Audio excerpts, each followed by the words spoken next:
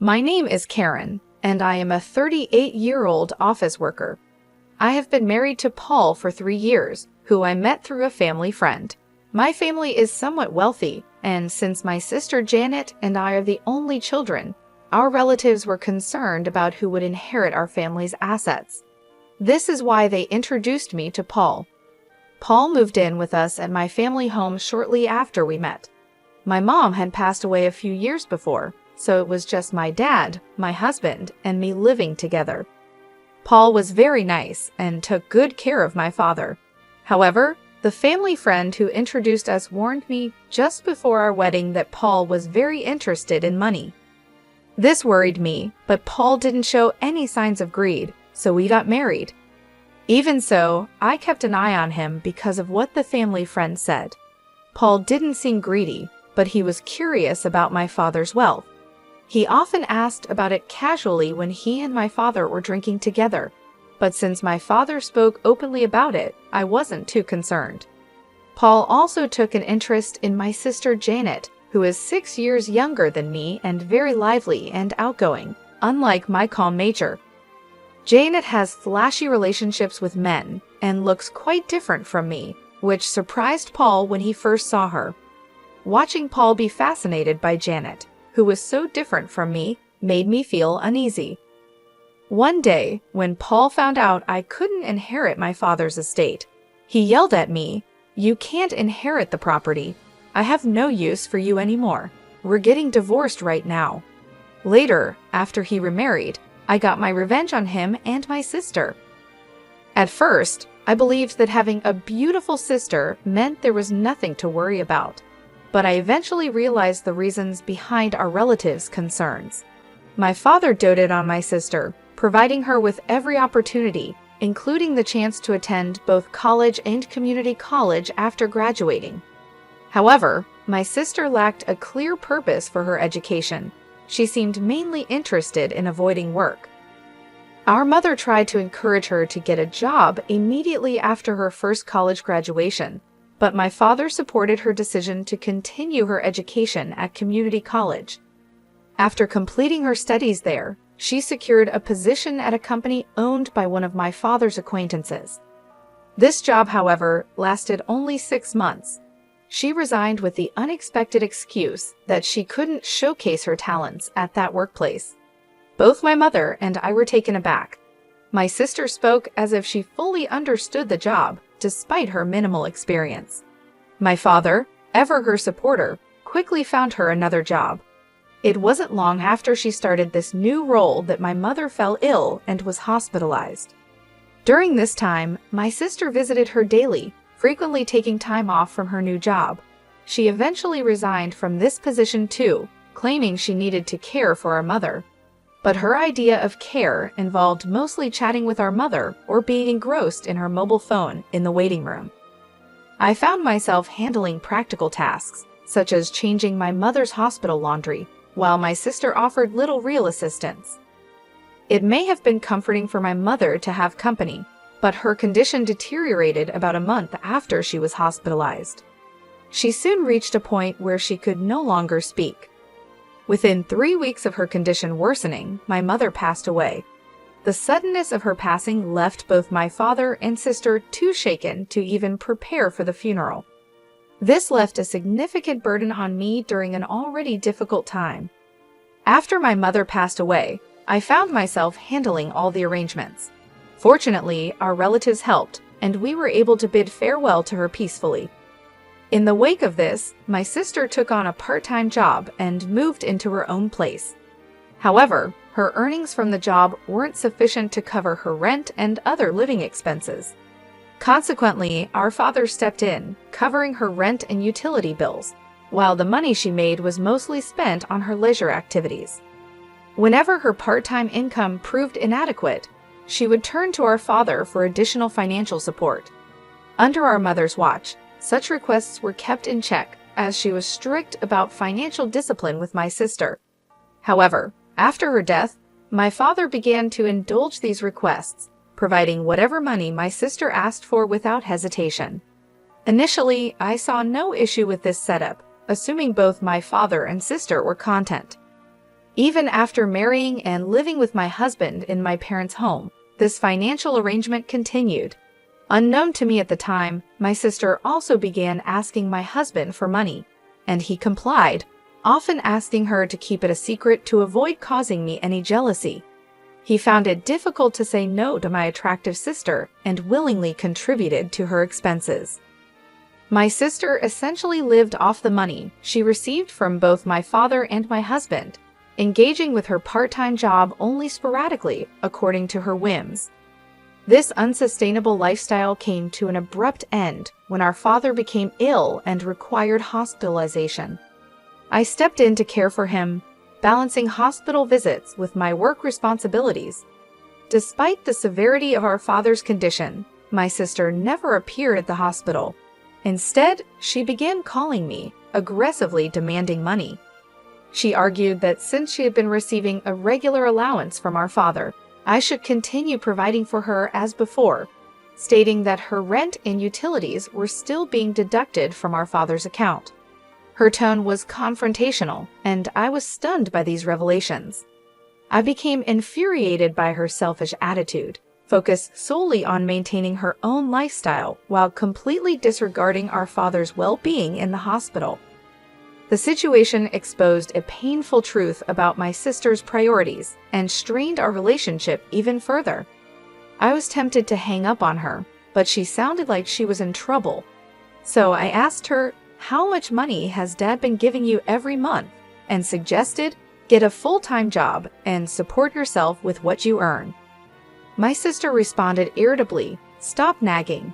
I was getting $1,000 a month, and remember, rent is separate." I was shocked by her response. She seemed proud of the amount, and it made me think that if I continued to give her this much money each month, she would never be motivated to work seriously. At first, I didn't see a problem with giving her money, thinking my father would soon recover from his hospitalization. But then his condition took a turn for the worse, and I quickly reached out to our relatives. The doctor confirmed it was serious, which shocked me. During this stressful time, I needed my husband's support, but he rarely visited the hospital, claiming he was busy with work. When he did visit, he asked inappropriate questions like, "Frank's estate must be huge, right? Since you and your sister are the only heirs, are you going to split it in half?" I was speechless. My husband seemed only interested in the inheritance, and I felt a mix of realization and disgust, understanding what the relatives meant when they said he was obsessed with money. When I called my sister to inform her of our father's critical condition, her only concern was about her finances. "Make sure you pay me every month. I can't live without that money," she demanded.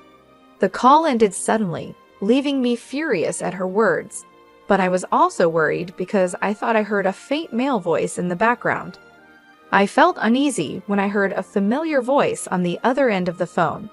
About a month later, my father passed away. Sadly, neither my sister nor my husband was with him in his last moments. From my experience with my mother's funeral, I knew how tough it was to organize one. Neither my husband nor my sister offered any help, and my sister didn't even come to the funeral. My husband did show up, but left quickly, claiming he had work. A relative who had introduced us asked me, "Where's Paul? It's odd for the husband not to be here, isn't it?" I just gave a forced smile and said he was busy with work and had gone home. The relative seemed disappointed, and I felt like sighing too. After my father's funeral, when I finally had a moment to myself, my husband asked me with a sly smile, "So how much did you inherit? Even if you split it, you must have gotten a lot, right?" Just like the relatives had warned before our marriage, he was only interested in my father's inheritance. I told him, looking straight at him, "My sister got $100 million, and I got nothing." I hadn't even spoken to the lawyer yet, and was still dealing with the funeral. Seeing my husband so excited about the inheritance almost made me laugh rather than angry. Believing what I said, he immediately shouted, "What? You can't inherit any property. I don't need you anymore. Let's get divorced now." I felt the same way, so I snapped back, "Let's do it. You married me for my father's inheritance anyway." I handed him the divorce papers I had prepared. He seemed surprised, as if he hadn't expected this, but he signed them anyway. As he left the house after signing the divorce papers, he said bitterly, "I'll divorce you, who gets 0, and remarry your sister Janet, who gets the $100 million, and then he left. I didn't care what he said and went ahead with the divorce, happy to be rid of my awful husband. It seemed like he started trying to marry my sister the very next day. A few days later, he called me, demanding, "Do you still believe that story? When will you sort out the inheritance? Hurry up and give Janet the $100 million." He shouted this over the phone. I had been waiting for him to contact me because I didn't want to reach out first after he left. I answered him calmly, "Let's discuss this at my place next Sunday. I'm preparing for the procedure and will be waiting." Thinking he was about to receive the inheritance, my ex-husband happily ended the call. However, I was actually looking forward to seeing his reaction when he discovered the truth. On the weekend, my ex-husband and my sister came to my family home and were surprised to see a lawyer there. My ex tried to act normal, thinking, "Of course you need a lawyer when inheriting a lot of money." Then the lawyer looked puzzled at my ex-husband and began compensation claim. Before we talk about any inheritance, we need to address Karen's compensation claim against Paul. The lawyer then showed my ex-husband several photos of him leaving my sister's house, clearly dated before our divorce was finalized. "These are evidence of infidelity," the lawyer told him, "so you owe compensation." I had overheard him discussing the inheritance with my sister and had asked the lawyer to look into his infidelity. They might have thought I was too distracted by my father's funeral, but my ex-husband and sister were meeting at her place almost daily, giving me plenty of evidence. The topic quickly shifted from inheritance to compensation, leaving my ex-husband and sister shocked. However, my ex-husband recovered quickly and scoffed. "Compensation is nothing compared to the $100 million from the inheritance. I'll pay it right away." He then signed the compensation documents provided by the lawyer, trying to appear unconcerned and confident. I confirmed everything and told him, "Enjoy your life with my sister, who inherited nothing. Since you signed, I'll make sure you pay the compensation." When they heard there was no inheritance, my sister screamed in shock, and her husband turned bright red, angrily saying, "There's no way the inheritance is 0. I won't let you take it all for yourself." The lawyer then calmly began to explain to the furious couple, "Janet is technically the stepdaughter of your late mother and was not legally adopted by your late father. Therefore, there is no legal parent-child relationship, and Janet cannot inherit anything from your father's estate." I'd also explained to my confused sister about our family history. "When our parents remarried, Janet, you were about a year old, so you probably don't remember. But I do. I was 8 years old when our parents remarried, and I was happy to suddenly have a sister. I never imagined that sister would end up taking my husband. Our parents had each had children from previous relationships, and someone thought it best for them to remarry. My mother treated me as if I were her own daughter, and my father was very fond of my sister. Maybe because she wasn't his biological daughter, he spoiled her a bit extra, wanting to make sure she felt loved. Although both our parents had children from previous marriages, my mother, who was suspected by some relatives of targeting our wealthy family's assets, refused to legally adopt my sister. The relatives only suggested marriage proposals for me because they knew I was the only one who could legally inherit my father's property. If our parents had had a child together, it might have made things even more complicated, but fortunately or unfortunately, they never did. Now, I understand why my father continued to support my sister financially. Even after she grew up, he couldn't leave her any inheritance. I never legally adopted my mother, so legally, we weren't parent and child, but that never mattered in how we lived every day. It turns out that my parents had never explained to my sister that they were both previously married before they got together. She only learned this truth today. When my ex-husband realized the situation, His face quickly changed from bright red to pale blue. He had not only failed to secure any inheritance from my sister, but had also signed a document obligating him to pay compensation. Looking visibly shocked, my ex-husband asked me, "Was what you said about my sister getting $100 million and me getting nothing a lie?" I struggled to hold back my laughter and replied, "Of course, it was a lie. I said it to get back at you for cheating on me. Plus, there's no such thing as a bankrupt estate worth $100 million. Even my wealthy father didn't have that kind of money." Suddenly, my sister, who had been quiet until then, screamed out, "I've been relying on Dad's inheritance and have been spending a lot.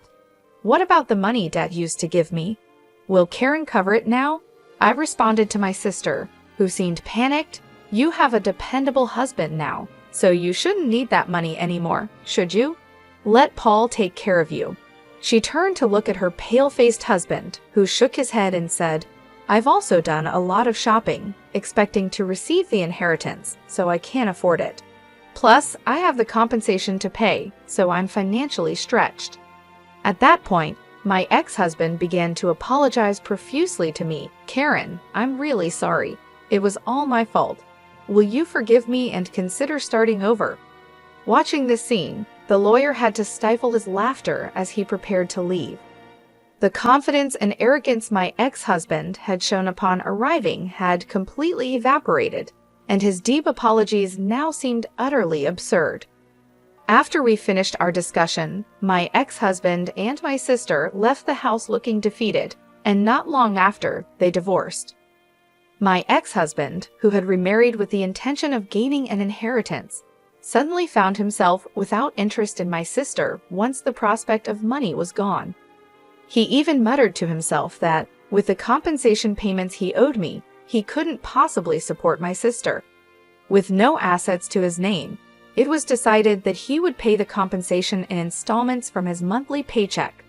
The lawyer recommended this method as the most practical solution under the circumstances. After my father's passing, the consequences of his indulgent support became painfully apparent. My sister, who had grown accustomed to financial support from our father, found herself in an unenviable position. She was compelled to work part-time jobs, which barely paid enough to cover her daily expenses, let alone the mounting debts that loomed over her. Despite her efforts, the financial burden proved too heavy. Eventually, overwhelmed by the accumulating debt, she had no choice but to file for personal bankruptcy. In a desperate move to escape her financial woes, she gave up her condominium, disappearing without leaving a trace. As of now, her whereabouts remain unknown, leaving a void in the family that once depended on each other so deeply. The situation underscored a harsh reality. Our father's well-intentioned but ultimately misguided financial support had shielded my sister from the necessity of developing a work ethic and financial independence. This protection, while provided out of love, had left her ill-prepared for the harsh realities of adult life. As she struggled with part-time work and faced the consequences of accumulated debt, it became clear that she was not equipped to handle financial responsibilities on her own. As for myself, the aftermath of these family troubles and the dissolution of my marriage left me residing alone in the family home, a house that now felt too large and empty, echoing with memories of a happier, more intact family. The solitude, however, provided me with ample time for reflection. It became a period of self-discovery and reassessment of what I truly wanted out of life. During this introspective period, some well-meaning relatives suggested that perhaps the time had come for me to consider entering into a new relationship. They talked about introducing me to potential suitors, hoping that a new partnership might bring me happiness and stability.